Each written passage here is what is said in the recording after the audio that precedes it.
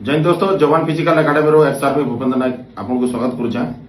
तो important notice हला Sunday 28/9/2025 Sunday दिन धवलेश्वर मेडिकल देवपुर रे मेडिकल हवा एसएससी जीडी रो जेन भाई मानकर मेडिकल नहीं हवा तो आसी पारबे। मेडिकल टेस्ट हवा ए टू जेड हवा मेडिकल टेस्ट सबु जिनिस रो चेकिंग हवा।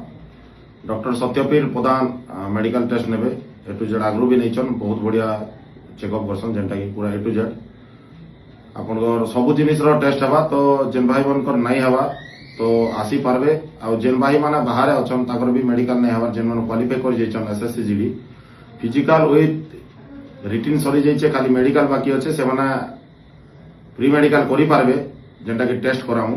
तो ब्लड टेस्ट से लेके ए टू जेड हवा बाकी एक्सरे नहीं हुए बाकी सब जिनिस हो पार्बा।